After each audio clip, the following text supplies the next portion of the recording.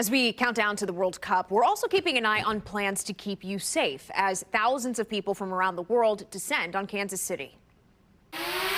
Kansas City is trying to build an invisible highway in the sky. One that could help keep us safe on the ground for the 2026 World Cup and beyond. We're talking security with drones. I have the honor of hosting the World Cup. And thanks to the White House FIFA task force, $500 million federal dollars are up for states to grab and bolster the technology.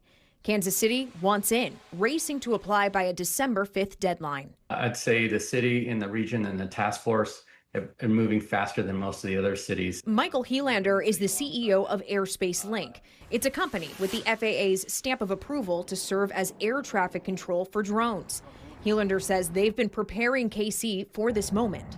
Local law enforcement today doesn't have the tools to understand what's happening in the airspace, and the federal government has realized that they need the tools that help them understand who's who. The Kansas City Police Department launched a drone program. Amazon launched its drone delivery program in KC. KCTV5 flies drones for news coverage. AirspaceLink's software could help KC keep all that traffic clear and secure from any threats. Yes, we are the glue that ties it all together so you don't take down the wrong aircraft. Take down. It sounds like something out of a James Bond movie. They have a netting system that will catch a drone, say it's over a crowd, over the stadium. It will catch it and take it to a safe space. But for Kansas City, it's about preventing real tragedy. Number one is safety of the event, but it's the safety of the city moving forward.